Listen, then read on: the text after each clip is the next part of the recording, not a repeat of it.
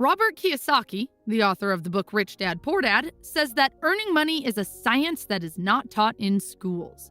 Schools teach us how to become an employee and build a career. If you are coming from a middle-class family like I do, then there's a high probability that your parents taught you how to become poor. And this is not because your parents don't love you or don't want you to be successful. It's simply because they themselves are not educated on this topic. They consumed expired information, and when you were born, they passed it on to you. Kiyosaki says, poverty is like genetics. It passes on from one generation to another.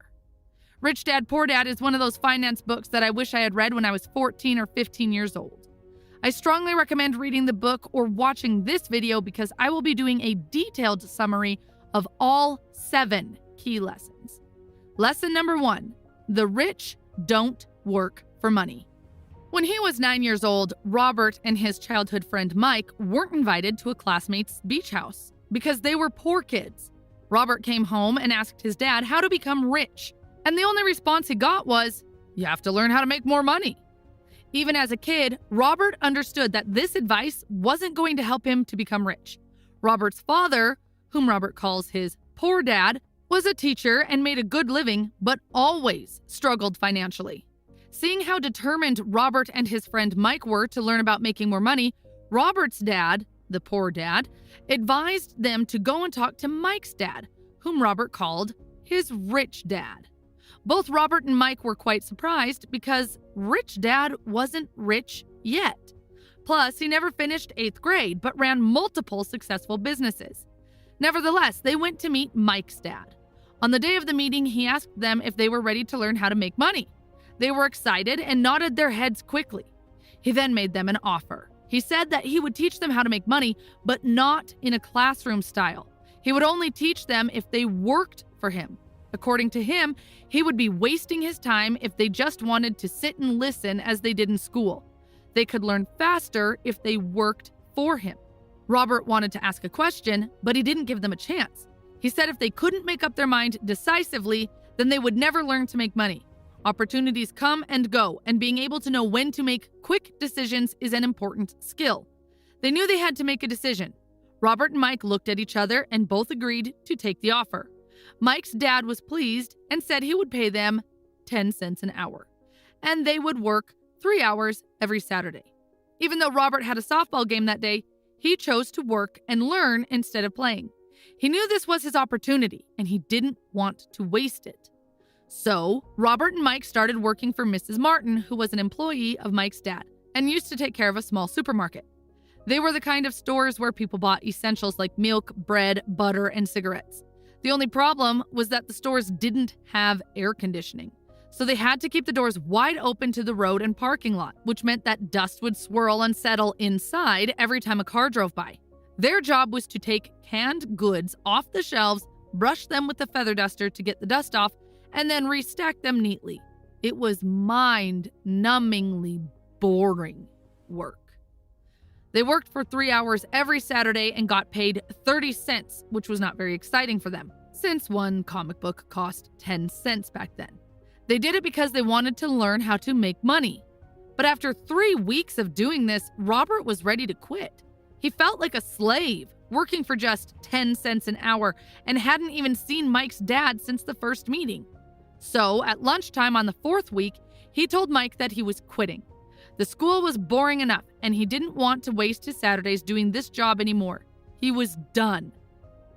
To his surprise, Mike started smiling and said that his dad had expected this to happen.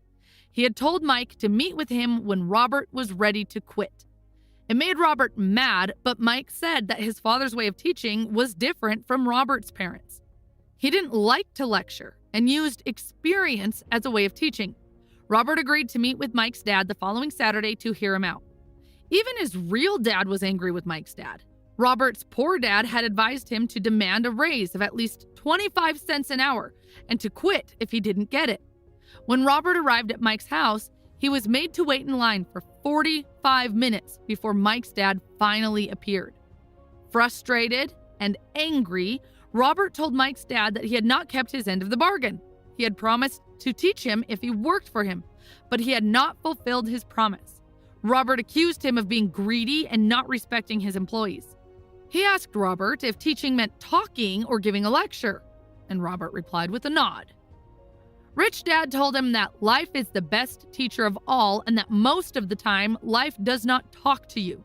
He explained that life often pushes us around to teach us something. Some people let life push them around while others fight back against the wrong things, such as their job, boss, or spouse. But only a few people welcome life's push as an opportunity to learn and grow. Rich Dad said that he had over 150 employees, but none of them had ever asked him to teach them about money. They only sought jobs and paychecks, never really grasping the purpose of their work. However, when Mike told him that both of them wanted to learn how to make money, Rich Dad decided to create a program that mirrored real-life experiences. He paid them a mere 10 cents an hour, which initially made them angry. But he explained that he wanted them to experience life's push so that they could understand what he was trying to teach. When Rich Dad asked Robert what he had learned from working for such a low wage, he complained about his greed and lack of respect for his workers. He even threatened to quit if his rich dad didn't pay him more or teach him more.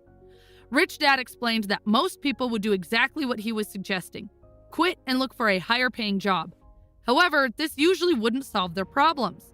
He wanted Robert to understand that waiting for a raise, thinking that more money would solve his problems, was not the solution. The solution is to make money work for you. Robert was slowly starting to understand the lesson Rich Dad was trying to teach. Rich Dad asked if Robert still had a passion to learn. When Robert said yes, he told him he was going to stop paying him for the work at the store. Robert was confused. He came for a raise, but now he was going to work for free? Rich Dad said that if he wanted to make more money, then he needed to use his head and figure it out. Robert and Mike worked for free for 3 weeks. One day, Mike's dad showed up and took the boys outside for ice cream. Rich Dad asked if they learned anything yet. They said no. The Rich Dad told them they better hurry and start thinking about the lesson that was staring at them. To explain the lesson, he asked the boys to look at Mrs. Martin and the people in the park and think if the life they were living seemed exciting to them. They worked hard for little money their whole lives, clinging to the illusion of job security and looking forward to a 3-week vacation each year and maybe a pension after 45 years of service. Rich Dad said if this kind of life excited them, he would be willing to offer them a raise of 25 cents an hour. Their heartbeats raised, and they knew it would mean so much to them, but still, they said no. Seeing their resistance, Rich Dad raised his offer to $1 an hour, then $2. Each time he raised his offer, Robert's heart started exploding, and his brain was pushing him to take the offer. He knew $2 an hour would have made him the richest kid in the world. He couldn't imagine earning that kind of money. He wanted to say yes. He could picture a new bicycle, a new baseball glove, and the adoration of his friends when he flashed some cash. But somehow his mouth stayed shut. Rich Dad was looking at 2 boys staring back at him, eyes wide open and brains empty. He was testing them, and he knew there was a part of their emotions that wanted to take the deal. He understood that every person has a weak and needy part of their soul that can be bought. And he knew that every individual also had a part of their soul that was resilient and could never be bought. It was only a question of which one was stronger. So he made a final offer of $5 an hour. Suddenly, the boys' expressions changed, and their empty looks changed into calmness. It felt their temptation disappear in the second. They felt the part of their soul that was weak and needy was silenced and taken over by the part that had no price. The Rich Dad said it was good they didn't have a price. Most people did because their lives were controlled by fear and greed. Fear of being without money makes them work hard and earn a paycheck. But once they have that money, greed gets them thinking about all the things they could buy, which makes them need more money, which makes them spend more and work more. It's what the Rich Dad called the rat race. Mike asked if there was another way, and Rich Dad said there was, but not many people knew about it. Mike wanted to know what it was, and Rich Dad said they would learn it while working with him for no pay. Mike asked for a hint, and Rich Dad replied that the first step is to tell the truth. When asked what truth, he replied that it was about how they feel, and they must confess it to themselves, not others. Rich Dad expressed doubt that the people working for him were capable of confessing their truth. Instead, they feel the fear of not having money and respond emotionally rather than logically. They do not confront their fear, and their emotions control their brains. They work to earn money, hoping it will relieve their fear. But it never does. Money governs their emotions and souls, and they refuse to acknowledge this truth. Rich Dad urged them to avoid this trap, stating that being rich does not solve the problem. When asked why, he introduced the other key emotion: desire. It's common for people to desire things that are better, prettier, or more exciting. They often work for money because they think it will make them happy, but the happiness from money is short-lived. Many rich people are actually driven by fear, thinking that money will make them feel secure. However, they end up fearing losing it all, which makes them more anxious than when they were poor. Emotions often control our thinking, and fear can lead us to make decisions that don't solve the real problem. For example, when someone is afraid of not having enough money, they might think getting a job is the only solution. But in reality, a job is only a temporary fix for a long-term problem. It's important to learn how to think for ourselves and not let our emotions control us. Rich Dad said that he saw hope when both of the boys agreed to work for free. And they also took the first step when they resisted their emotions when Rich Dad tempted them with more money. They were learning to think in spite of being emotionally charged. He told them to keep working, and the sooner they forget about needing a paycheck, the easier their adult life would be. He encouraged them to keep using their brain, work for free, and soon their mind would show them ways of making money far beyond what he could ever pay them. They would be able to see things that others couldn't. The moment they saw one opportunity, they would see them for the rest of their lives. The boys did as Rich Dad advised, and pretty soon they saw an opportunity in creating a library where kids could pay an admission fee and read as many comic books as they wanted. They hired Mike's younger sister to be the head librarian. She charged each child 10 cents for admission to the library. It was a bargain for the kids since a comic book cost 10 cents each, and they could read 5 or 6 in 2 hours. Mike and Robert averaged $9.50 per week over a 3-month period. They paid his sister $1 a week and allowed her to read the comics for free. They had to close the library after 3 months because of a fight that took place there, but they had already learned how to make money work for them, even when they weren't physically present. They had learned the first lesson, which was, the rich don't work for money. They were ready to learn more, and Mike's dad was ready to teach them. Lesson 2. Why teach financial literacy? When people ask Robert where he started getting rich, he gives them the same answer his rich dad gave him. If you want to be rich, you need to be financially literate. For example, accounting is a subject that is boring, confusing, but absolutely crucial to financial success. To make it easy, Rich Dad used pictures and simple language to teach it to the two boys. One of the first things Rich Dad explained to Robert and Mike was the difference between an asset and a liability. He said that if you want to be rich, the only thing you need to do is buy assets. That's all you need to know to get rich. But despite it being so simple, it's something that many people don't understand. When Rich Dad first explained it to Robert and Mike, they thought he was joking because the concept was so simple. How could adults not understand this? Shouldn't everyone be rich? The problem is that most people have been educated differently by bankers, financial planners, and others. So they must unlearn what they think they know. And because of that, they buy liabilities, thinking that they are assets. Robert uses simple definitions for assets and liabilities. An asset is something that puts money in your pocket, and a liability is something that takes money out of your pocket. This is the cash flow pattern of an asset. The top part of the diagram is an income statement, often called a profit and loss statement. It measures income and expenses, money in and money out. The lower part of the diagram is a balance sheet. It's called that because it's supposed to balance assets against liabilities. Assets add to your income. They put money in your pocket. For example, if you have a house and you rent it out, then it's an asset because it puts money in your pocket every month. And this is the cash flow pattern of a liability. A liability takes money out of your pocket. If you want to be rich, what you need to do is to avoid liabilities and instead buy more assets. Through these simplified diagrams, you can easily tell how each person handles money. Robert says often those in debt think the answer to their problem is to make more money. But not only will more money not always solve their problems, it may compound them. It's why many people who get a sudden windfall through the lottery or an inheritance quickly burn through it. An increase in cash only results in an increase in spending. What is missing for so many people is a financial education. It's why they might still end up successful in their professions, but still struggle with money. They may have learned how to make money, but not how to manage it. People can be very intelligent and still be illiterate when it comes to finances.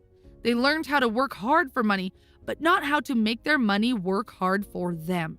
Many people still believe that their home is an asset, but Robert teaches that a home is a liability because it takes money out of your pocket through taxes and other expenses. This doesn't mean you can't ever buy a house. You can, of course, but make sure to first buy assets that will generate the cash flow to pay for the house. Robert says if you want to get rich, all you need to do is to buy more income-producing assets, keep your liabilities and expenses low.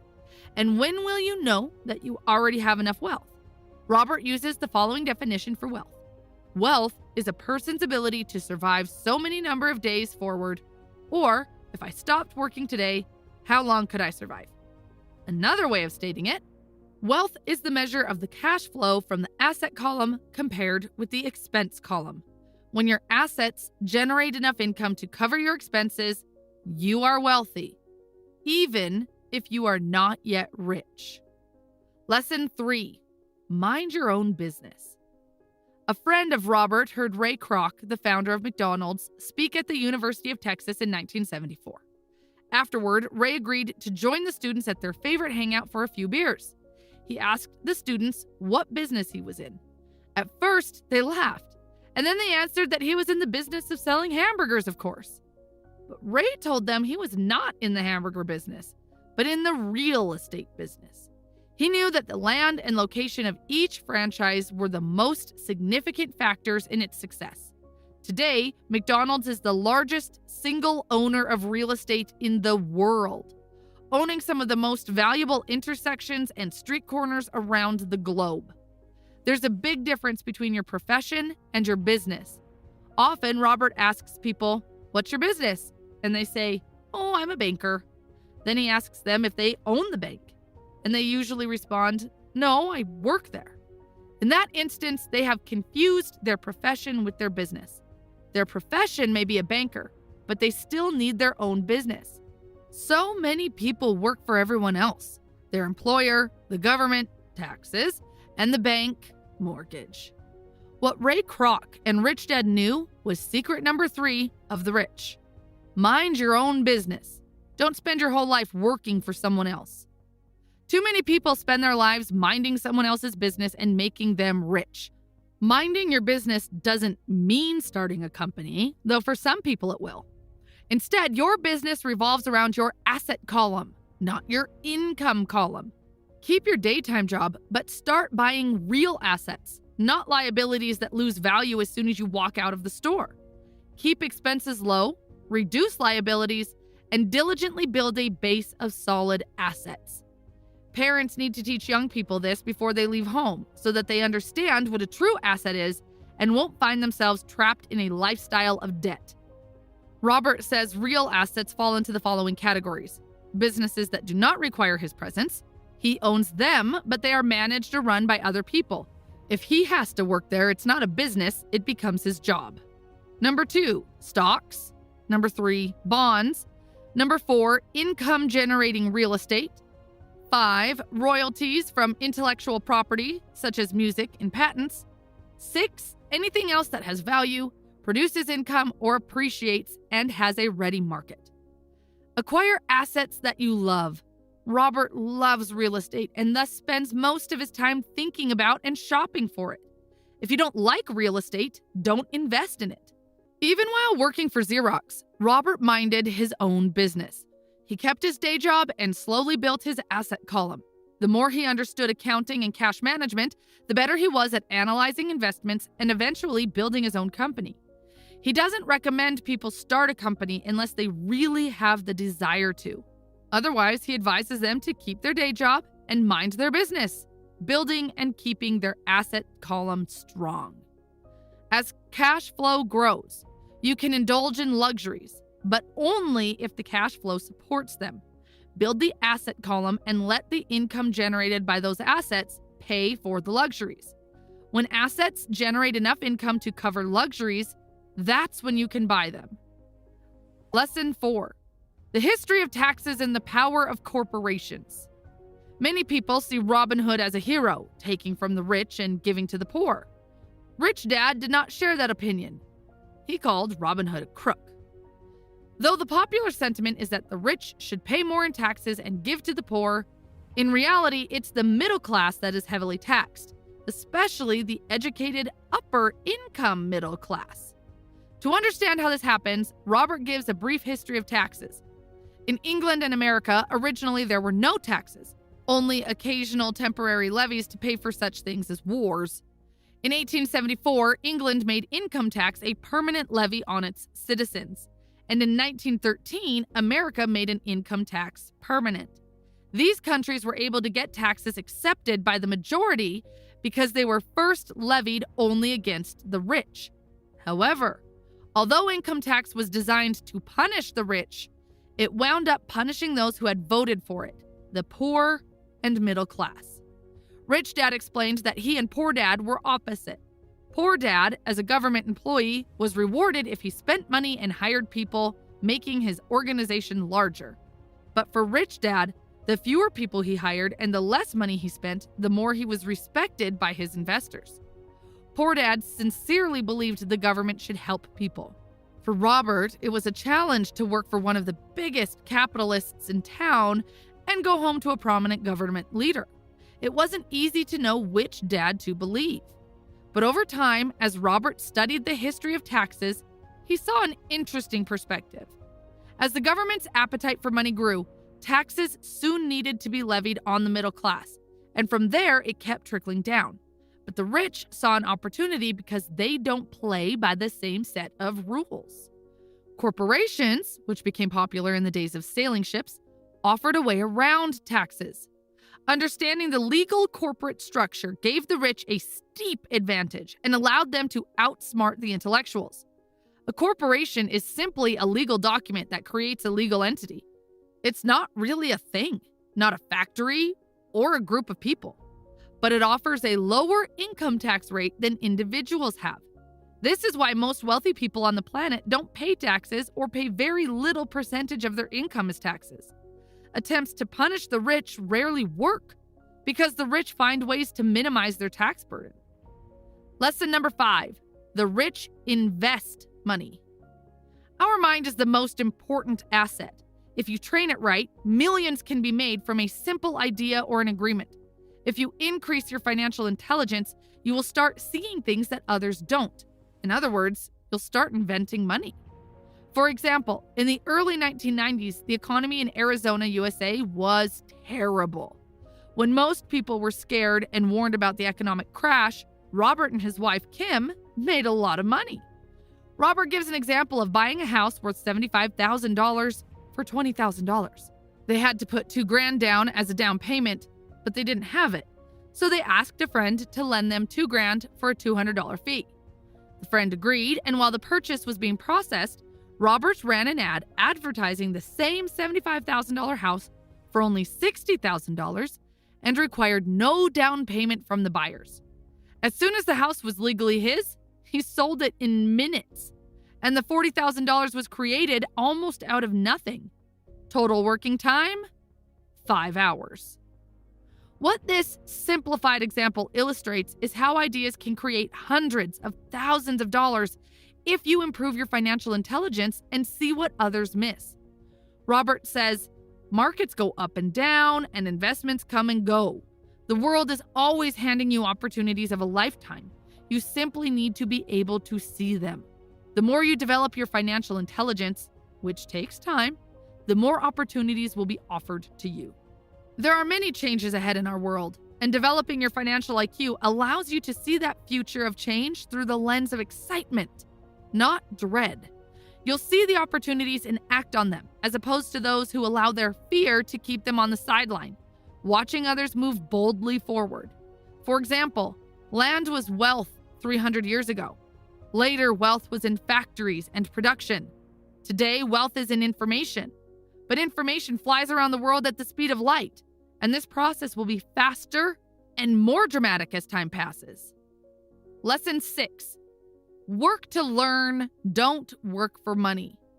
Robert was interviewed a few years ago in Singapore by a journalist who, over the course of their conversation, revealed that she wanted to become a best-selling author like him. But her novels, which everyone said were excellent, never sold. Robert suggested that she take a course in sales training. That offended the reporter, who said she had a master's in English literature and didn't see how learning to sell would help her. In fact, she hated salespeople.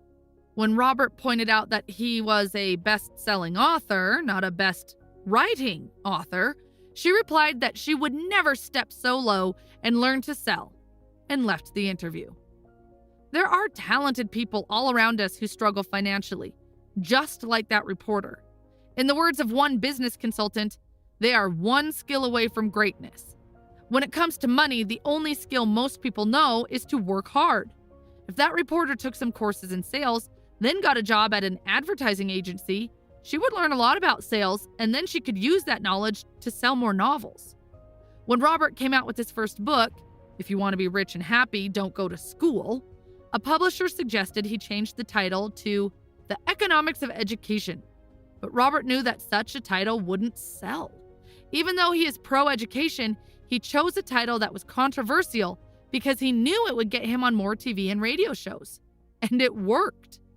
Rich Dad encouraged Robert to learn a little about a lot. That's why Robert and his friend Mike had worked so many jobs growing up, to gain a variety of experiences. Most people work hard to get a secure job, focusing on pay and benefits in the short term. What they should do is seek work that will teach them the skills they'll need. Robert recommends a long-term view. Instead of simply working for money and security, take a second job to learn a second skill. Many will resist this because they aren't ready for change. But it's like going to the gym. You might have to talk yourself into starting, but you'll be so glad you did when the workout is over. Poor Dad wanted Robert to become specialized, even though that didn't work out well in his own life. He never understood that the more specialized you become, the more you are trapped and dependent on that specialty. Rich Dad, on the other hand, encouraged Mike and Robert to groom themselves and learn about a lot of different areas of business. According to Robert, the main skills needed for success are 1. Management of cash flow, 2. Management of systems, and 3. Management of people. And the most important specialized skills are sales and marketing. These are skills Robert works on constantly, attending courses or buying educational resources to expand his knowledge. Lesson 7. Overcoming obstacles. The 4 main reasons financially literate people may still not develop abundant cash flow are 1. Fear, 2. Cynicism, 3. Laziness, and 4. Bad habits. Let's look at each of them. Overcoming fear. No one likes to lose money. The only people who have never lost money investing are those who haven't done it. Everyone has the fear of losing money. The difference is how you handle fear and losing. The primary difference between a rich person and a poor person is how they manage that fear. Robert says, I have never met a rich person who hasn't lost money, but they don't let the fear of that take them out of the game. Most people play not to lose when they need to be playing to win. And that's why so many people struggle financially. They might have a safe, sensible, and balanced portfolio, but it's not a winning portfolio. They're playing not to lose. For example, a balanced portfolio isn't a bad thing, but it's not going to help you win big. It's not how successful investors play the game. You must be a little unbalanced in the beginning and put your eggs in a few baskets and focus on them. Overcoming cynicism. Whether it's our own self-doubt or the doubts of other people in our lives, often we allow that doubt to keep us from acting. We play it safe and opportunities pass us by. Robert shares the example of a friend who was about to buy an investment property for a great price but backed out at the last minute when a neighbor, who wasn't an investor, told him it was a bad deal. Had he stayed in it, he would have doubled his investment and started to get out of the rat race. Doubts and cynicism keep most people poor. Rich Dad liked to say, cynics criticize and winners analyze. Winners keep their eyes open and see opportunities everyone else missed. For example, real estate is a powerful investment tool for anyone seeking financial independence. Yet every time Robert mentions real estate as a vehicle, he often hears, I don't want to fix toilets, or I don't want to deal with problematic tenants. They focus on toilets, and it keeps them poor. Overcoming laziness. What's the cure to laziness? A little greed. That can be hard to hear because so many of us were raised to see greed or desire as a bad thing. Rather than saying, I can't afford it, change your mindset to, how can I afford it? That opens the brain and forces it to think of solutions. I can't afford it is a lie. The human spirit knows it can do anything. By saying you can't do something, you're creating a conflict between your spirit and your lazy mind. How can I afford it creates a stronger mind and a dynamic spirit. Without that little greed, the desire to have something better wouldn't be possible. Our world progresses because we all desire a better life. New inventions are made because we desire something better. We go to school and study hard because we want something better. Too much greed is bad, but a little can motivate you. Overcoming bad habits. To be successful, you must develop successful habits. Poor Dad always paid everyone else first and himself last, but he rarely had any left over. This was his habit. On the contrary, Rich Dad always paid himself first, even if he was short of money. He knew that creditors and the government would complain if he didn't pay them. This motivated Rich Dad to seek other forms of income to pay them. If he paid himself last, he wouldn't feel that kind of productive pressure. Forcing himself to think about how to come up with the extra income to pay the creditors made him stronger. This is it for this video. I've summarized several other books from Robert Kiyosaki. If you are interested, then check out the playlist you see on your screen. Thanks for watching.